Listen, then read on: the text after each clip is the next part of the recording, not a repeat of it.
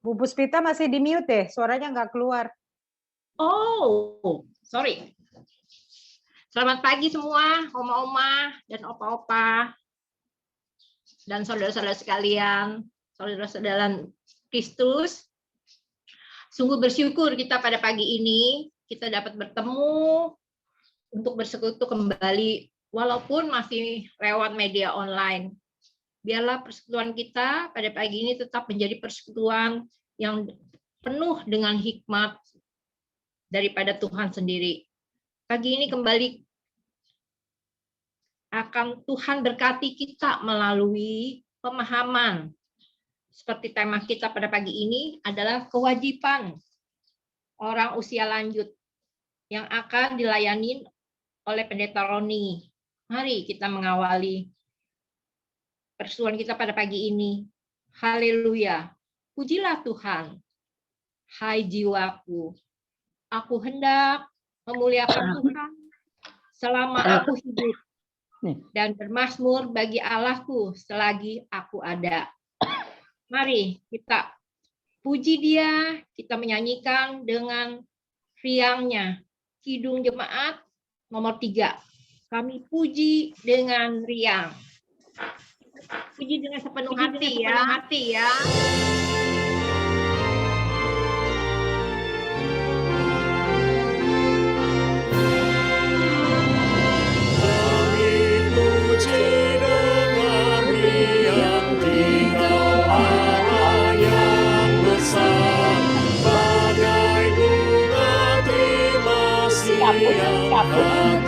kami gunakan keputusan dan derita, kebimbangan tangannya, sumber suka yang abadi, di sinarmu menyerah. Kau memberi, kau mengampuni, kau limpahkan sumber air hidup riang, lautan kasih dan restu, yang mau hidup dalam kasih, kau jadikan milikmu, agar kami menyayangi, meneladan kasih-Mu.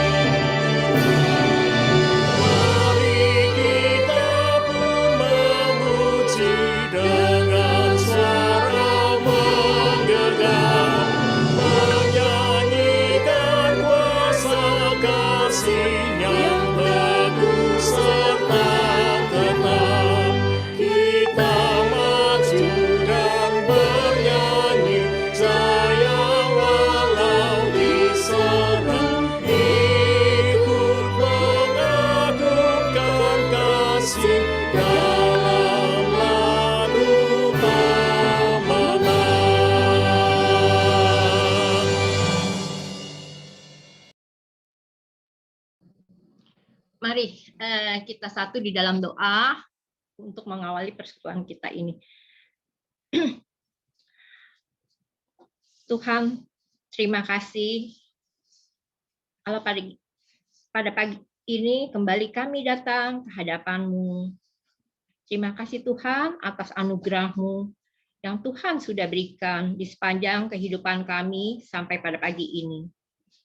Kami mau mengucap syukur atas semuanya, baik cuaca, kesehatan, keluarga, saudara-saudara seiman kami, dan Pendeta Roni yang Tuhan pakai sebentar untuk membimbing kami, untuk mengerti bagaimana kami baiknya sebagai orang tua yang mempunyai kewajiban di usia lanjut kami ini. Kami juga mau menyerahkan jam persekutuan kami dalam pimpinan Tuhan. Tuhan berkati terutama sarana media online kami ini Tuhan, untuk persekutuan kami semua, supaya jaringannya tidak bermasalah, dari awal sampai akhir, sehingga kami boleh mendapatkan firman-Mu dengan utuh. Terima kasih Tuhan, dan kami juga mau berdoa untuk teman-teman, saudara-saudara kami. Tuhan berkati mereka semua. Tuhan berkati mereka semua yang mungkin saat ini berhalangan untuk ikut di dalam persekutuan pada pagi ini. Persekutuan pada pagi ini.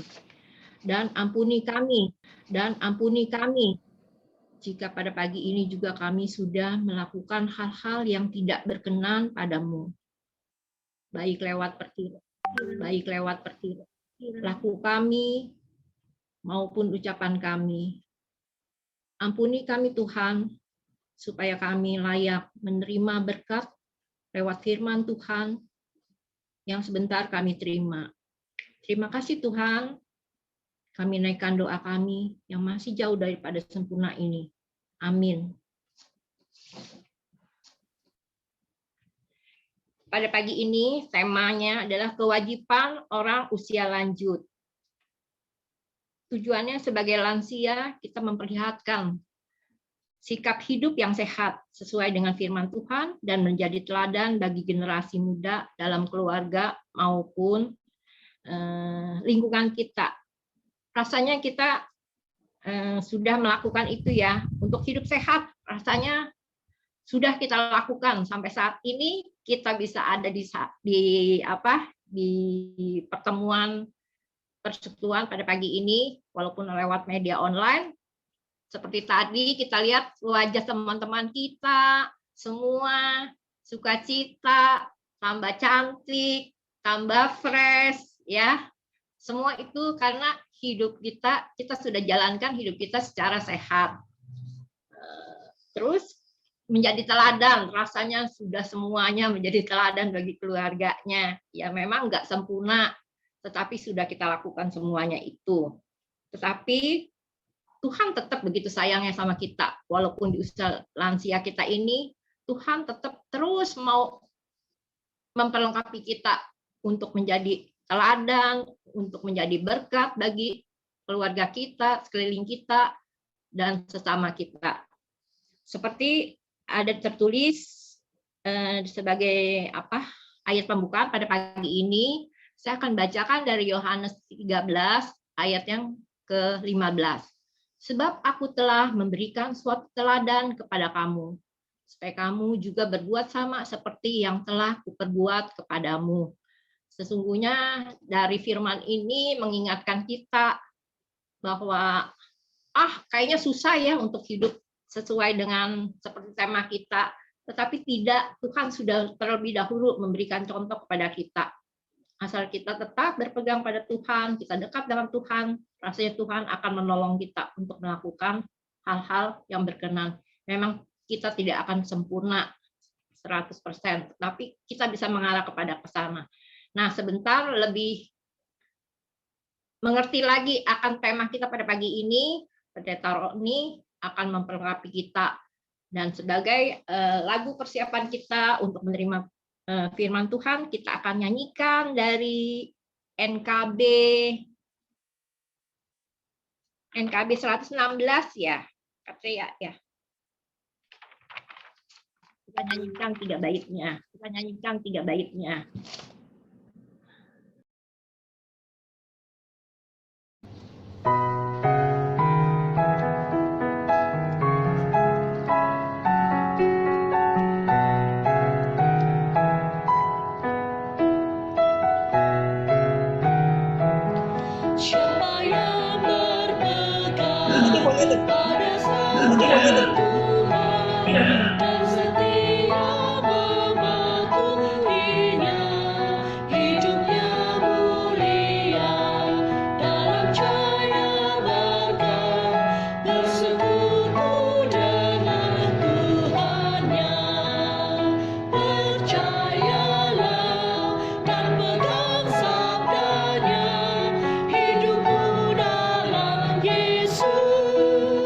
Sungguh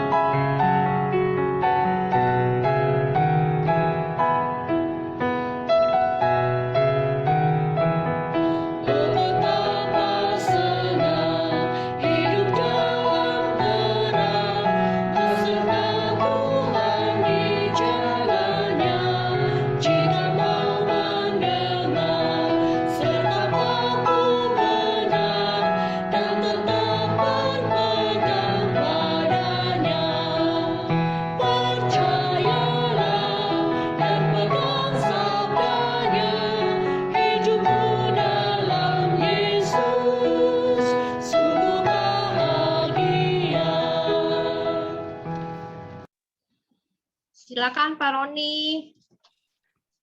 Mari kita kembali berdoa. Bapa di sorga, Engkau Allah yang maha hadir.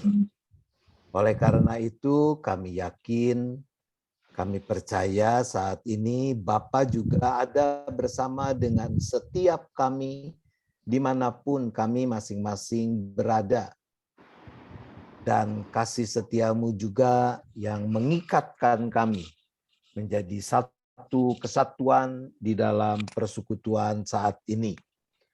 Tiba saatnya kami mau bersama-sama kembali merenungkan kebenaran firman Tuhan. Mampukan kami untuk menyambut kehadiran dan karya Roh Kudus dengan benar, agar kami bisa berkonsentrasi dengan baik, kami beroleh hikmat untuk bisa makin mengerti maksud kebenaran firman Tuhan, dan juga makin mampu melakukannya dalam keseharian hidup kami. Terima kasih Bapa, kami memohon hanya di dalam nama Yesus. Amin. Ya, seperti telah disebutkan oleh Puspita tadi ya, bahwa tema dalam persekutuan kita hari ini kewajiban orang usia lanjut. Memangnya kalau menurut ibu-ibu dan bapak-bapak, kalau udah berusia lanjut masih punya kewajiban apa tuh? Bukannya udah tinggal menikmati saja masa hidup yang masih Tuhan anugerahkan. Kok masih pakai ada kewajiban segala macam sih? Mungkin kalau ada yang mau merespons, silakan, boleh dinyalakan mic-nya, tapi udah itu di off lagi ya, dimatikan lagi mikrofonnya.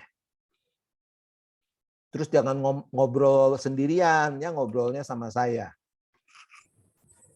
Baik, jadi tadi saya bertanya, emangnya kita nih kalau udah berusia lanjut masih punya kewajiban apa? Menjadi panutan untuk anak, cucu, mantu. Wah, menjadi panutan untuk anak, cucu, mantu, ya. Nggak punya kewajiban bayar BPJS. Itu mah kewajiban anak ya, buat bayarin kita ya kalau udah usia lanjut ya. Baik, jadi tadi dikatakan menjadi panutan ya untuk anak, cucu, mantu ya. Kenapa ya besan nggak suka disebut-sebut ya, cuma anak, cucu, mantu ya. Ya udahlah biarinlah, besan mau udah sama-sama tua ya, biar ngurus diri sendiri. Baik, kita akan melihat apa yang dipersaksikan Alkitab ya. Kalau kita bicara tadi soal kewajiban, maka tentu kita mau menempatkan kewajiban itu dalam rangka tanggung jawab kita sebagai anak-anak Tuhan, selaku pengikut-pengikut Kristus. Nah, untuk itu kita diajak untuk membaca dari surat Titus. Titus pasal 2 ayat 1 sampai dengan ayat 5. Silakan kalau ada yang mau mempersiapkan dulu ya. Bagian Alkitab Perjanjian Baru Titus pasal 2 ayat 1 sampai dengan ayat 5. Saya membacakannya ya, demikian. Tetapi engkau beritakanlah apa yang sesuai dengan ajaran yang sehat. Laki-laki yang tua hendaklah hidup sederhana, terhormat, bijaksana, sehat dalam iman, dalam kasih, dan dalam ketekunan. Demikian juga perempuan-perempuan yang tua. Hendaklah mereka hidup sebagai orang-orang beribadah. Jangan memfitnah, jangan menjadi hamba anggur, tetapi cakap mengajarkan hal-hal yang baik. Dan dengan demikian mendidik perempuan-perempuan muda mengasihi suami dan anak-anaknya, hidup bijaksana dan suci, rajin mengatur rumah tangganya, baik hati dan taat kepada suaminya, agar firman Allah jangan dihujat. Demikian apa yang sudah kita baca dan dengar dari bagian kesaksian surat Titus.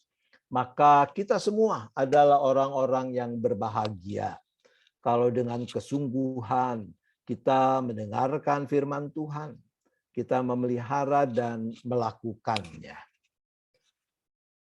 Jadi kalau kita perhatikan apa yang barusan kita baca dari Titus pasal 2 ayat 1 sampai dengan 5, maka kita menemukan seakan-akan ada tanggung jawab, ada kewajiban yang berbeda tuh antara lelaki dengan perempuan. Kalau udah sama-sama tua, kewajibannya atau tanggung jawabnya tidak persis sama. Nah, ini dulu ya yang mesti kita fahami bersama. Jadi Alkitab itu semula baik perjanjian lama maupun perjanjian baru itu tuh nggak pakai ayat-ayat ya, nggak pakai penomoran ayat. Jadi kalau surat dia benar-benar surat tuh. Nah ini kan surat Titus ya, surat yang dituliskan menurut para ahli perjanjian baru oleh Paulus kepada Titus, sama seperti surat kepada Timotius. Isinya nasihat dari Rasul Paulus kepada orang-orang ini. Itu sebabnya di ayat 1 di sana dikatakan tetapi engkau. Nah, engkau ini siapa? Engkau ini menunjuk kepada Titus, ya. Jadi Paulus bilang nih sama Titus, kamu mesti ngajarin, memberitakan apa yang sesuai dengan ajaran sehat. Lalu dia bicara, Paulus bicara menulis tentang orang-orang yang memang sudah disebut dengan kata tua di sini. Jadi kalau di dalam bahasa Yunaninya, baik yang lelaki maupun perempuan itu memakai kata yang betul kalau diterjemahkan yang tua, ya, yang sudah berusia lanjut. Nah, menurut saya surat ini tidak mengatakan ada kewajiban yang berbeda, ada tanggung jawab yang berbeda antara lelaki dan perempuan kalau sudah berusia lanjut. Jadi ayat 2 dan ayat 3 itu sebaiknya kita baca sebagai memang nasihat yang ditujukan baik kepada lelaki maupun kepada perempuan. Sebab kalau enggak nanti kita bisa rada bingung ya. Sebab ayat 3 justru kalau itu dimaksudkan hanya untuk perempuan, itu kan ditulis jangan menjadi hamba anggur. Waduh, ini kenapa nih Paulus kasih nasihat justru buat perempuan tua nih ya? Apa pemabokan nih ya perempuan-perempuan tua ini? Ya mestinya ya enggak begitulah ya. Bukan itu yang dimaksudkan. Baik ya, jadi yang pertama kita mau memahami ayat 2, ayat 3 khususnya itu sebagai nasihat yang sama yang diberikan secara utuh untuk orang tua. Orang yang sudah berusia lanjut, baik lelaki maupun perempuan. Yuk sekarang kita lihat satu persatu. Ayat yang kedua mengatakan, hendaklah hidup sederhana. Nah, Ibu Bapak, kalau dengar kata sederhana, yang dibayangin apa? Silakan kalau ada yang mau merespon. Sederhana.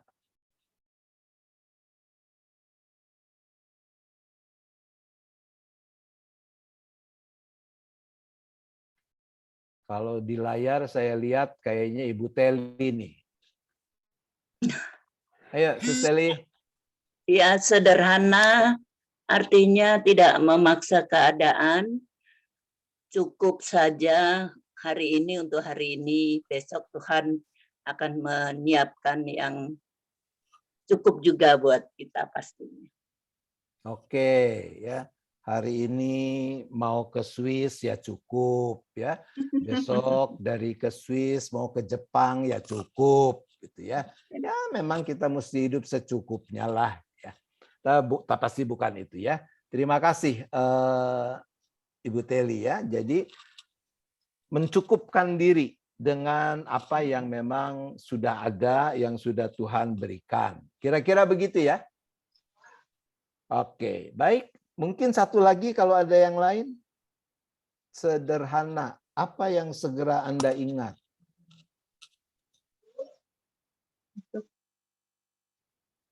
Ada?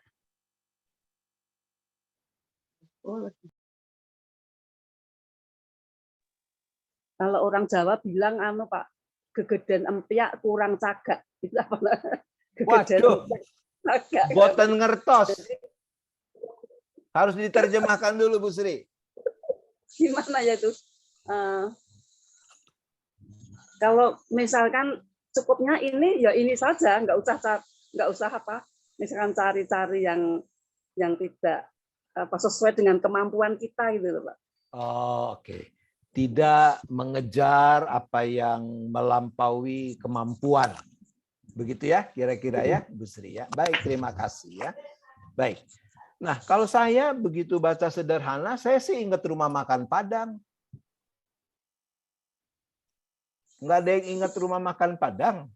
Saya mah ingat rumah makan Padang ya. Sederhana. Ya. Sederhana tapi banyak di sana kan. Ya. Bisa makan sampai kenyang. Baik. Nah, kita akan coba lihat apa yang sebetulnya Alkitab maksudkan dengan sederhana. Jadi sederhana ini dalam bahasa asli Perjanjian Baru itu menunjuk memang pertama-tama pada orang yang bisa mengendalikan dirinya. Orang yang tahu diri. Nah, ini lalu dikaitkan dengan urusan kesenangan di dalam hidup ini. Jadi kata sober, terjemahan bahasa Inggrisnya, nephalios dalam bahasa aslinya itu menunjuk kepada orang yang tahu untuk memilih mana kesenangan yang sejati di dalam kehidupan ini.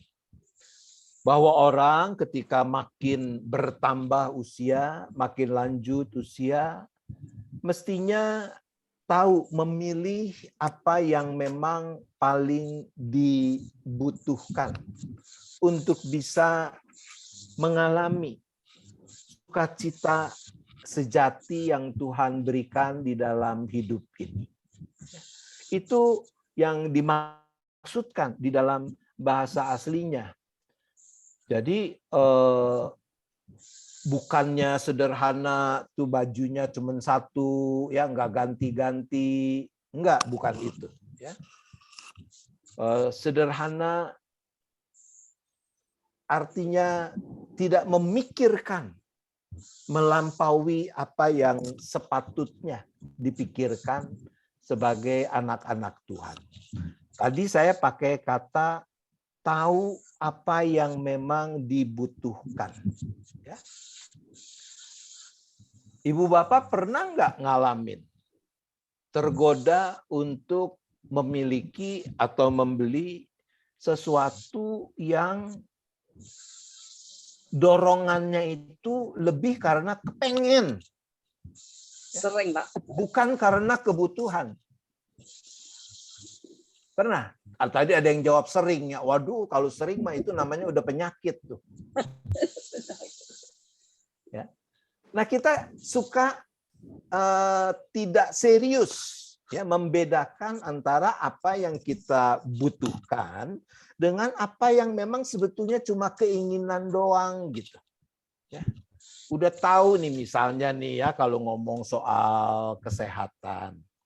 Makin tua itu katanya kan makin banyak tuh jenis makanan yang harusnya dikurangi atau udahlah nggak usah dimakan lagi. Ya. Misalnya kalau yang sudah mengidap hipertensi, itu kan mesti ada beberapa yang dikurangi. Ya. Kalau hipertensi masih boleh makan durian nggak? Dikurangi. Dikurangi. Mestinya mah enggak tuh, udah nggak boleh makan durian ya. Tapi terus nyium bau durian.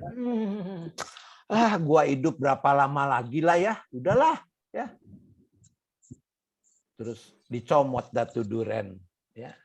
Kebetulan belum mati tuh gitu ya, makan satu nggak mati itu ya. Terus minggu depannya kemarin juga nggak mati, itu nggak apa-apa, makan lagi, pengen lagi ya. Itu kepingin, itu keinginan ya. Beda dengan kebutuhan. Nah, orang yang sederhana ini adalah orang yang pikirannya dia sadar apa yang memang dia butuhkan. Oleh karena itu dikaitkan dengan yang kedua, terhormat. Nah, kata terhormat ini juga jangan terus kita bayangin kayak menteri, ya, presiden, itu orang yang terhormat, ya, kemana-mana dihormatin orang, ya. Jangankan menteri presiden, lurah camat aja juga kan suka merasa diri sebagai orang terhormat, ya. Nah, bukan kehormatan seperti itu yang juga dimaksudkan. Kata yang dipakai ini kalau dalam Alkitab bahasa Inggris diterjemahkan serious. Semnos bahasa aslinya. Kalau kita nih kumpul-kumpul ya, terus ketemu sama orang yang serius. Suka nggak? Enggak. Oh, Ibu Winarni begini-begini ya. Enggak suka. Kenapa? Emang punya pengalaman apa nih kalau kongko sama orang yang serius?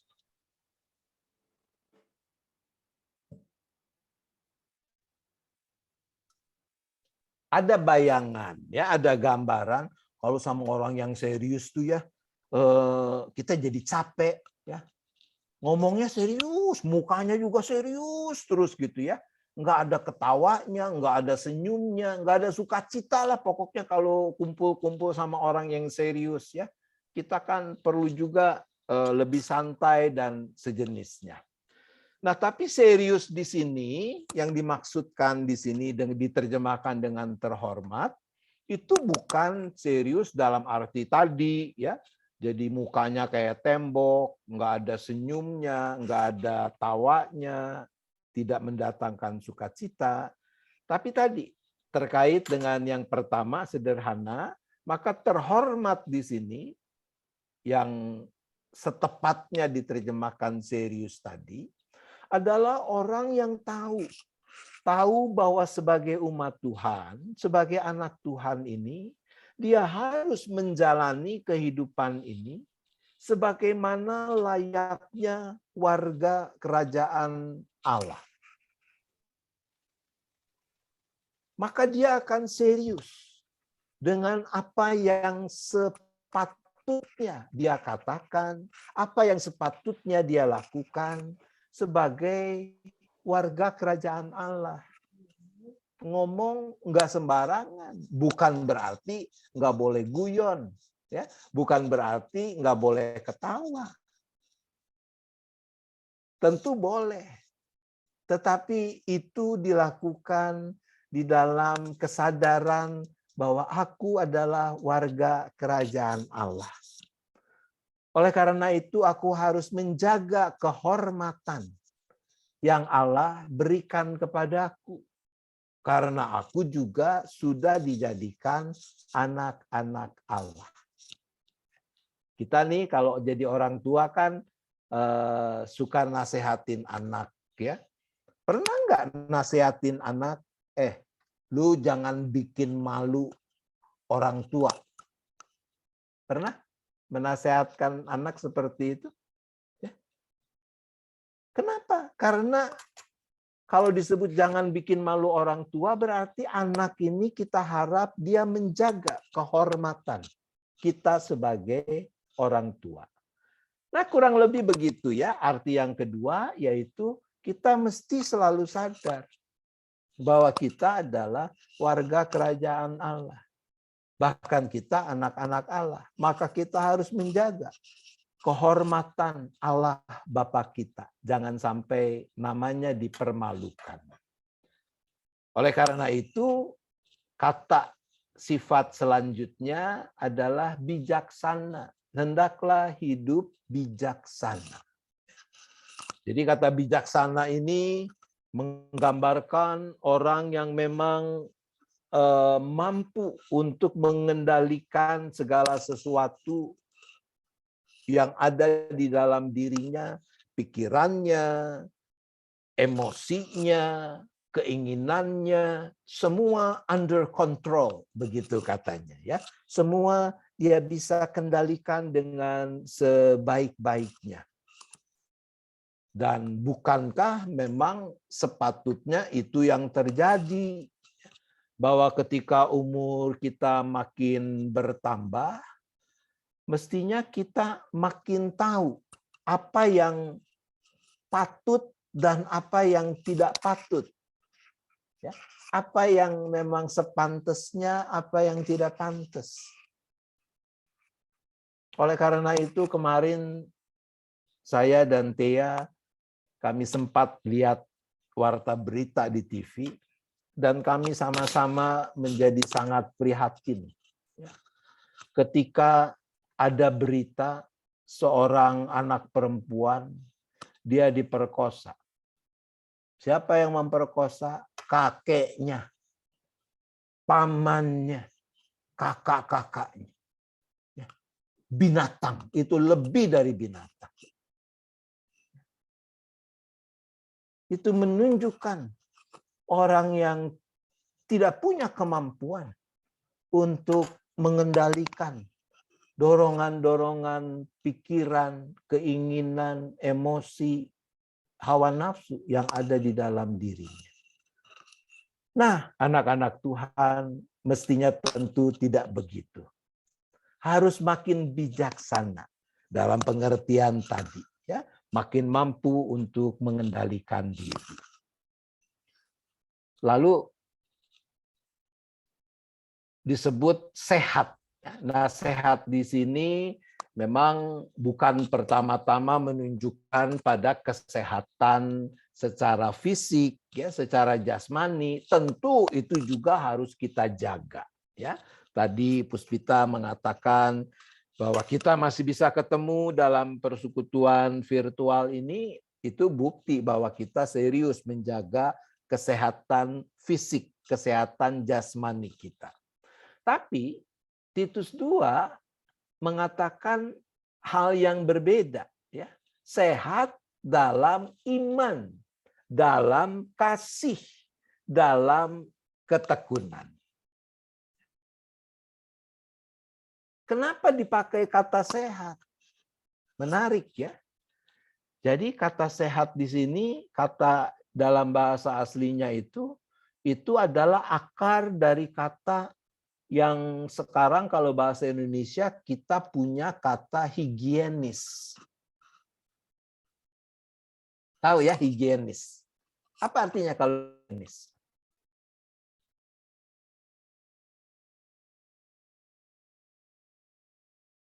Kalau kita lihat misalnya cucu kita dia beli gorengan di pinggir jalan, si abang yang jualannya itu di tempat terbuka berdebu, kita biarin apa kita tegur cucu kita?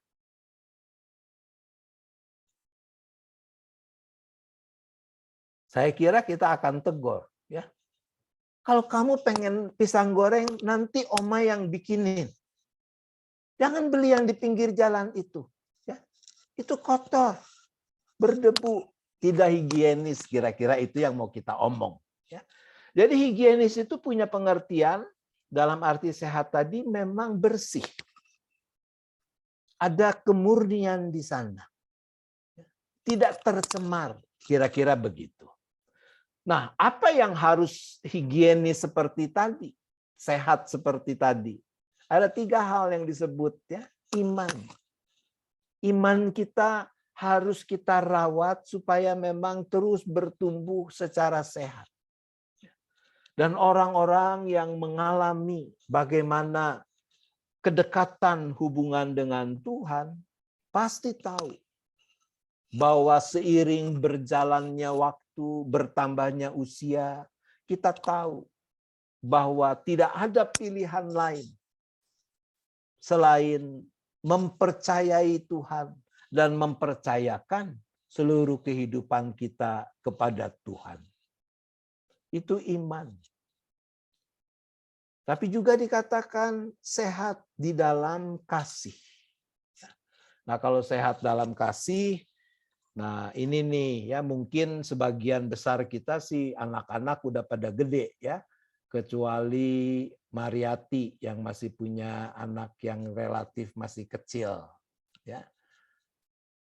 Nah, kalau kasih di dalam kehidupan keluarga, apa ya contohnya sehingga bisa kurang sehat?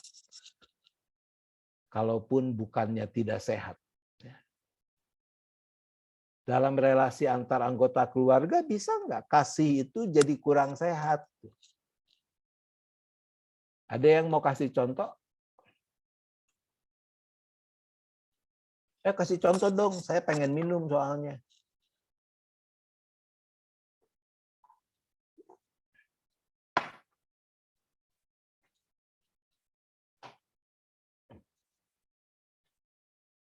Nah, Ibu Ansia juga ikut minum jadinya ya. Ya mau minum lah, nggak apa-apa juga. Ya. Baik. Grace mau sharing? Iya Pak, yang itu suka manjain cucu berlebihan. Nah, manjain cucu secara berlebihan ya, atas nama kasih. Tapi malah jadi kurang sehat ya. Ya saya ngaku dosa, saya juga kadang-kadang begitu tuh ya. Jadi kalau ketemu cucu tuh, kayaknya apa aja yang dia mau, kita pengen kasih. Ya. Jadi emak bapaknya udah bilang, ini si Caitlin lagi batuk nih, ya jangan dikasih permen dulu. Ya. Tapi tuh anak geratak, ya geratak dia buka-buka tas, terus dia ketemu permen. Dia kepengen. Inget sih. Anak mantu udah bilang jangan dikasih dulu gitu ya. Tapi lihat mukanya yang melas begitu ya grandpa. Aduh, kayaknya malah berasa dosa kalau nggak ngasih gitu kan. Terus kita jadi sumput-sumput ya, kita sembunyi-sembunyi, kita kasih juga gitu ya. Terus kita ngajarin yang nggak bener tuh kan. Jangan bilang-bilang ya sama papa mama. Kita kan menjerumuskan anak itu sebetulnya pada sebuah pengajaran yang tidak sehat. Bukan cuma kasih kita yang jadi tidak sehat, tapi juga tuh anak diajarin sesuatu yang tidak sehat, yang tidak higienis dari segi iman tadi. Ya. Ketika ada orang tua yang punya anak dikaruniai lebih dari satu, lalu ada yang lebih disayang dan seterusnya, ya kayak Yakub dan Esau mengalami perlakuan berbeda, ya itu jenis kasih yang tidak sehat.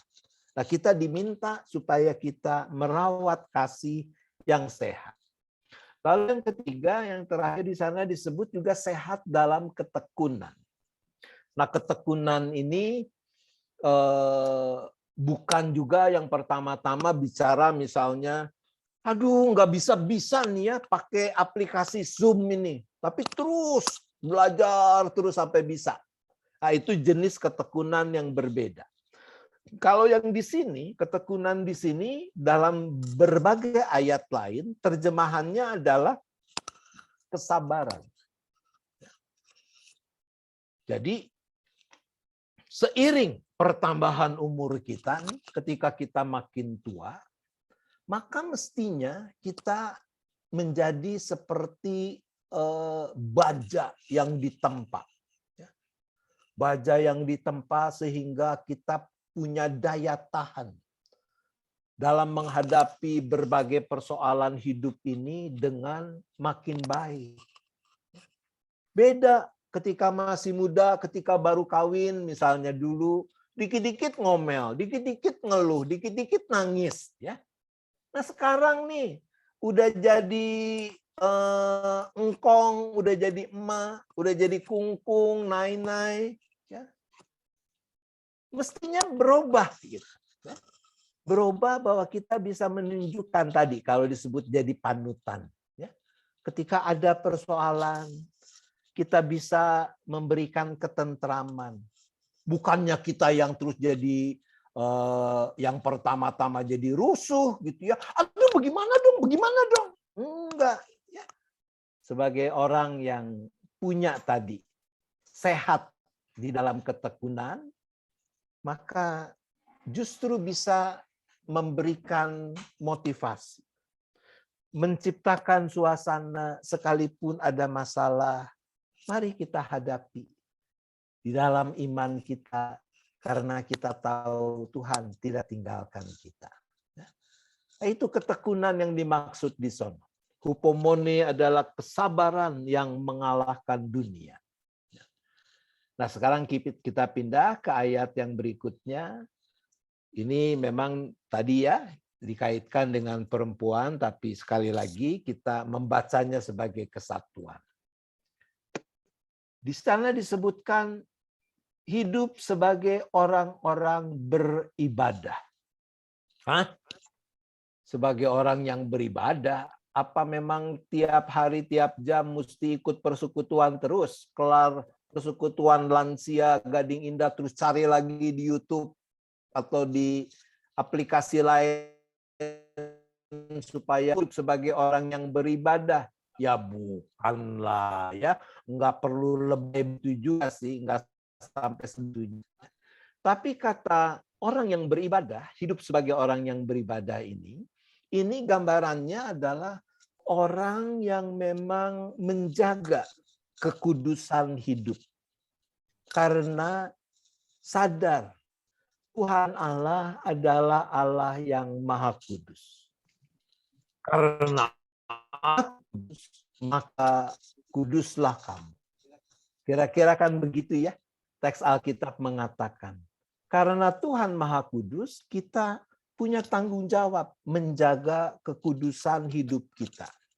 Nah, kekudusan hidup itu berarti memang kita mesti mempraktikkan keseharian hidup yang berbeda dengan cara dunia. Kita bisa membedakan mana kehendak Allah, apa yang baik, yang kudus, yang berkenan kepada Allah. Itu hidup di dalam kekudusan yang dikatakan di sini hidup sebagai orang beribadah. Nah, lalu yang sangat praktis, jangan memfitnah. Nah, ya. Pernah memfitnah orang? Oh, enggak lah ya. Difitnah mungkin pernah, kalau memfitnah mah enggak lah, ya. Tapi kalau saya tanya, pernah ngegosipin orang? Nah, kalau ngegosipin makan bukan fitnah, ya. Hati-hati. Kata yang dipakai di sini mencakup tadi mempergunjingkan orang, ngegosipin orang, itu termasuk dengan pengertian diabolos yang diterjemahkan memfitnah ini. Kata yang sama dipakai dalam 2 Timotius 3 ayat 3, di sana terjemahannya suka menjelekkan orang. Jangan ya, itu yang mau dikatakan. Apalagi kita udah makin tua.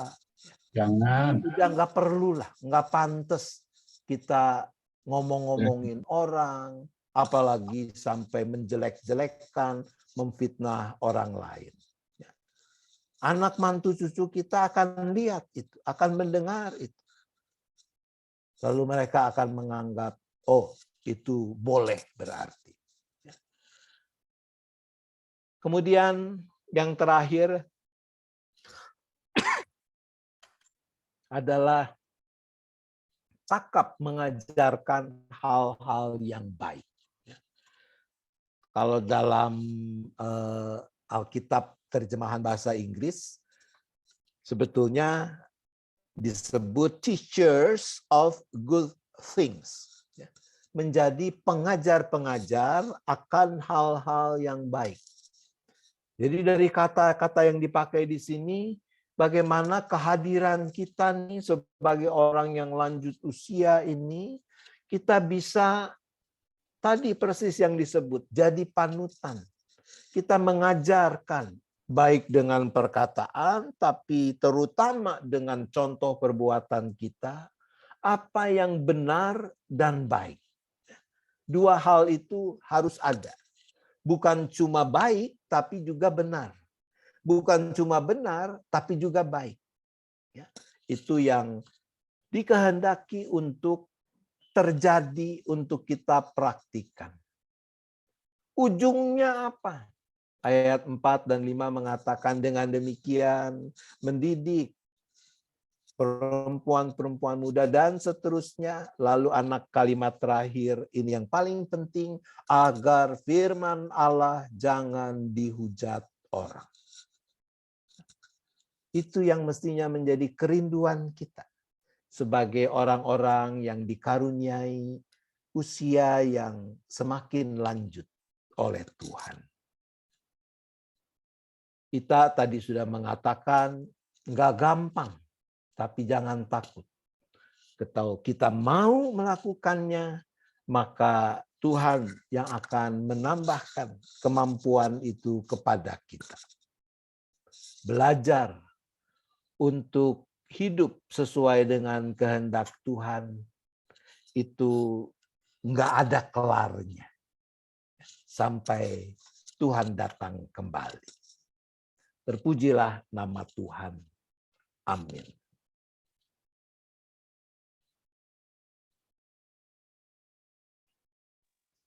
Langsung syafaat ya? Oke. Langsung doa syafaat. Mari kita berdoa. Puspita jadi lagu still nggak, Lansia?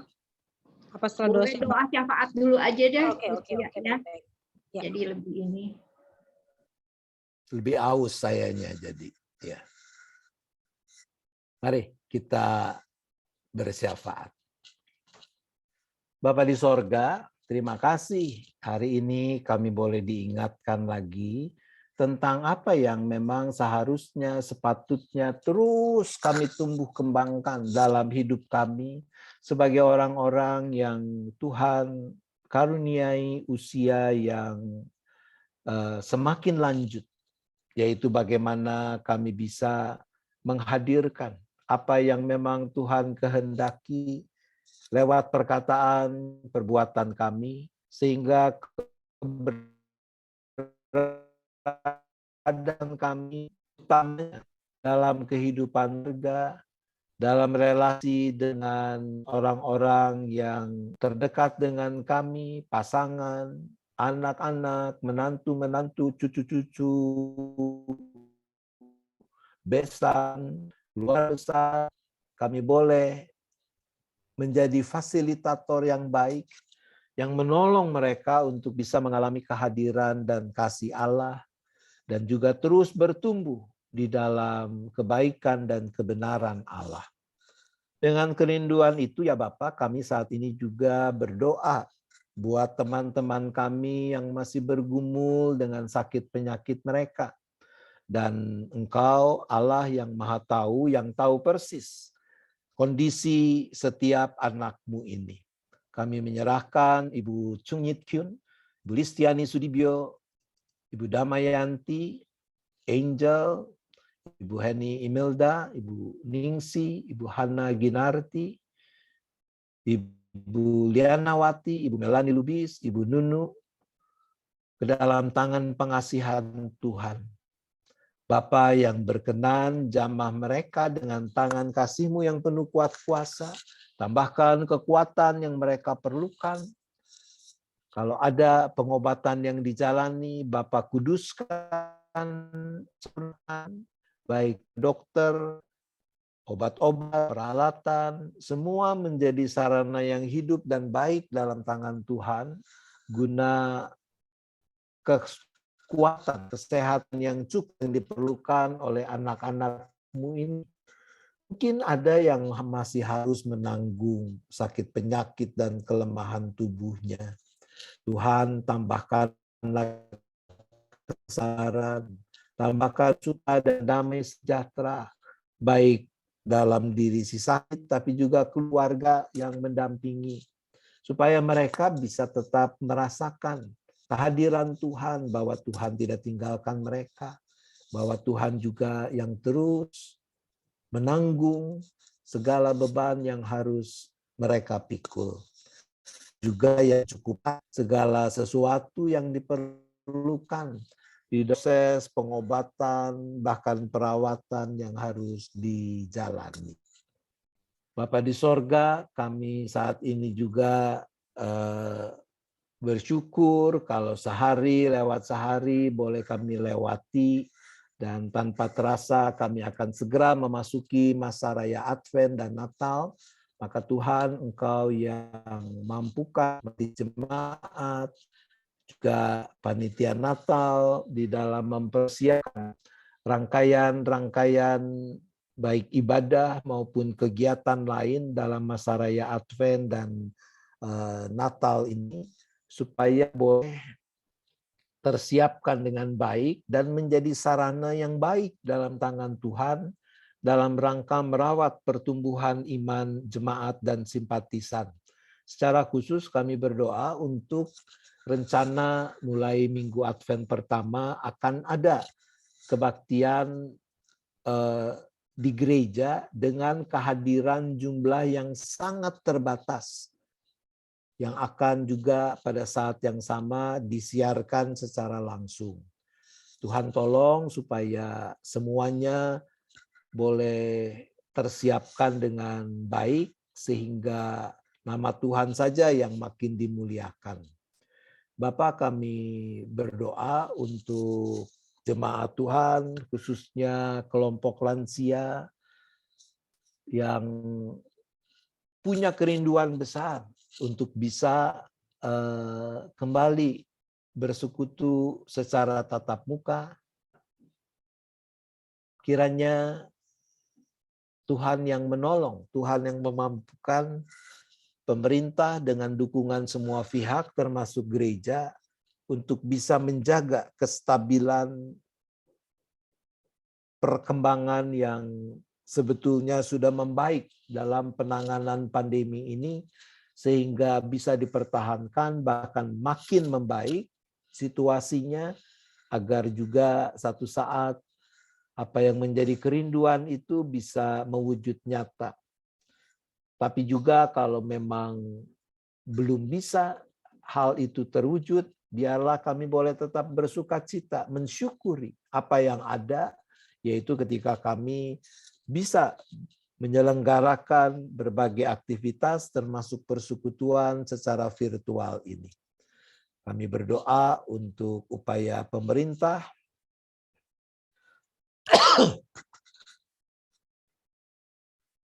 menangani pandemi ini dengan dukungan semua pihak, khususnya proyek vaksinasi massal yang masih harus terus dilakukan, juga realisasi vaksinasi untuk anak-anak berusia di bawah 12 tahun. Terima kasih ya Bapak, kami bersyafaat hanya di dalam nama Yesus. Amin.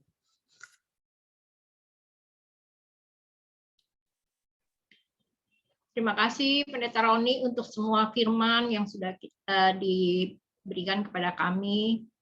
Dan terima kasih untuk menambah kepada kami semua menjadi lansia yang lebih berkemampuan untuk menjadi teladan, dan pada akhirnya boleh memuliakan Tuhan sehingga firman Allah kita tidak dihujat. Mari saatnya kita mau mendengar satu persembahan pujian dari Angklung Soli Deo Gloria.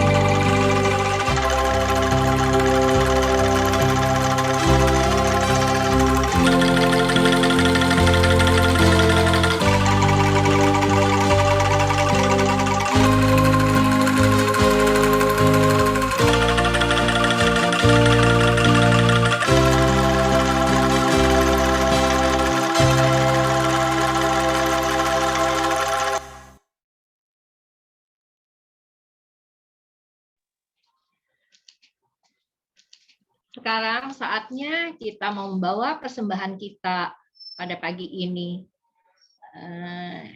Sebagai ayat pengantar persembahan pada pagi ini diambil dari 2 Korintus 8 ayat 14 dan 15. Saya akan bacakan untuk kita semua.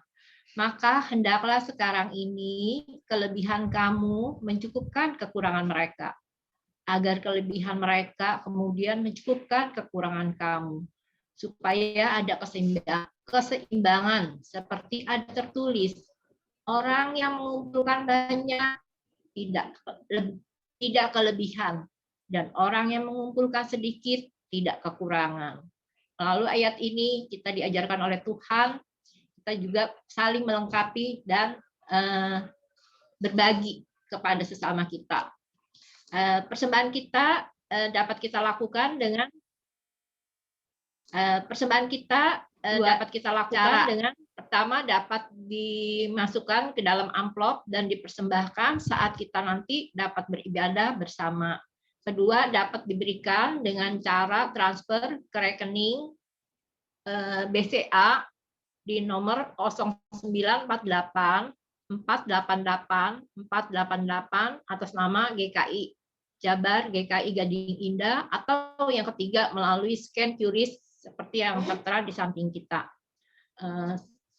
Sebagai pengiring persembahan kita akan nyanyikan satu pujian dari NKB 1 berapa ya? 196. Ku beroleh berkat. Ya, hari ini kita sudah mendapatkan berkat kembali dari Tuhan melalui firman-Nya.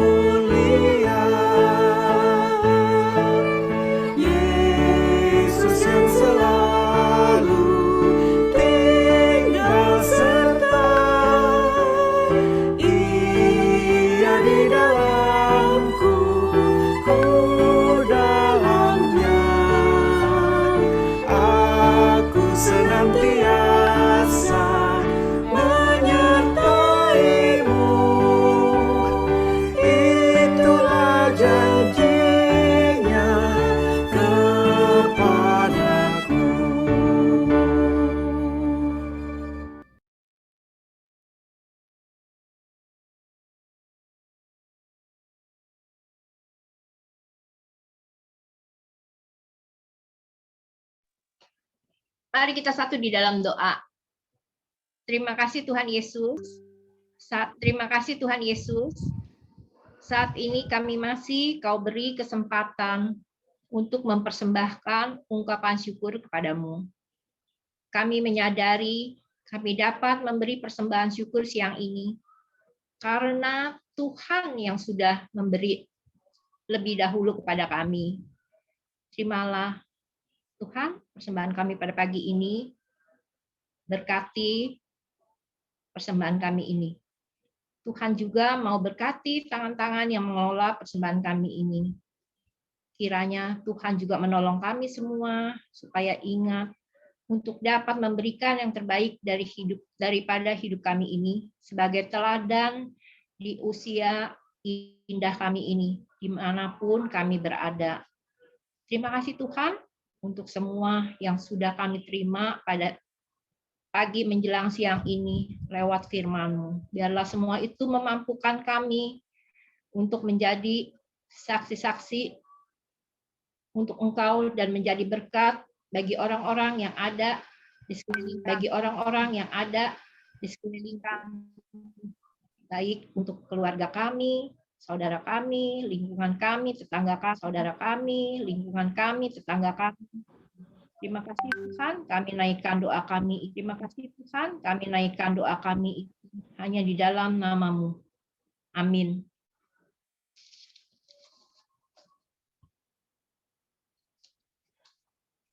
Kini saatnya kita akan mengakhiri persekutuan kita pada siang ini. Kita akan naikkan satu pujian dari NKB 122.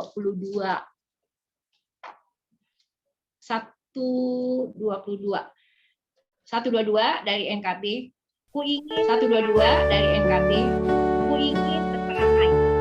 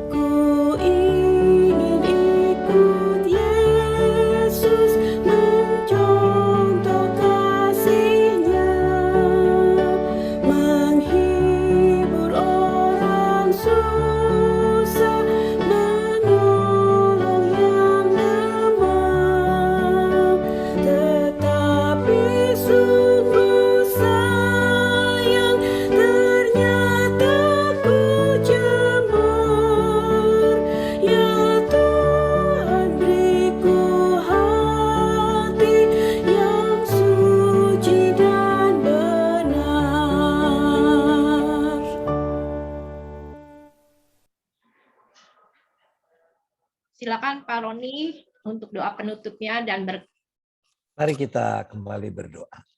Bapa, kami akan akhiri persekutuan lansia pada saat ini.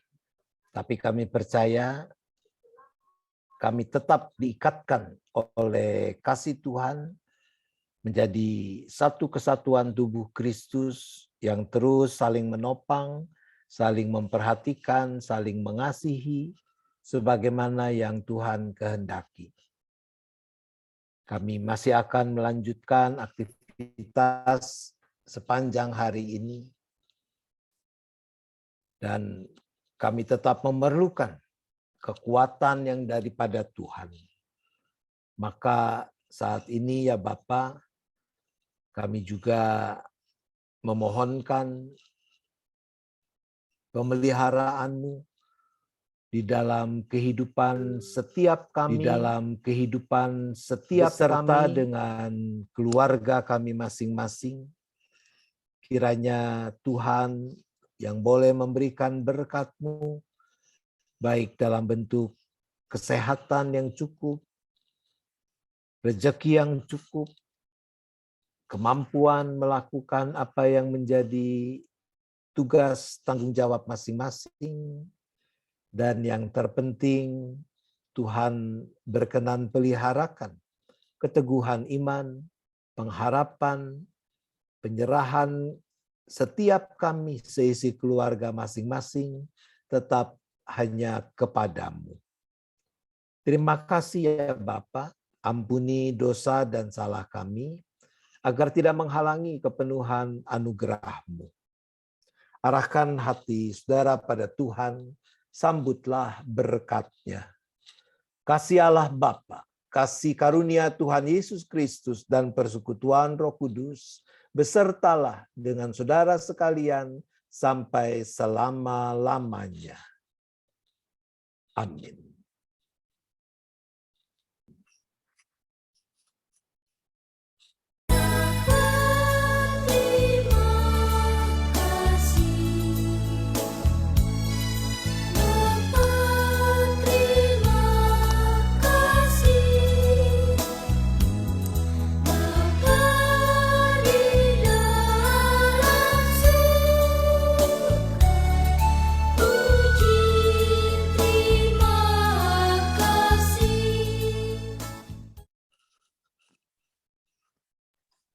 Terima kasih, ibadah kita udah selesai. Tetapi saya mau menyapa, mungkin hari ini hadir di tengah-tengah kita yang baru pertama kali hadir di persekutuan lansia ini. Mohon maaf, saya pakai HP kan ya, jadi saya nggak bisa geser. Kalau saya geser, saya menghilang gitu loh. Pak Roni mungkin bisa bantu kali ya Pak, atau pengurus yang udah tahu siapa-siapa aja yang pertama kali hadir. Oh, ya udah, kita itu deh foto dulu kali ya. Oke. Tapi saya juga nggak nyalain video. Ya tolong videonya boleh dinyalakan dulu 1-2 menit ya. Ini tanggung nih, ada 52 halaman ya. Nah, karena kita nggak tahu adanya di halaman yang mana,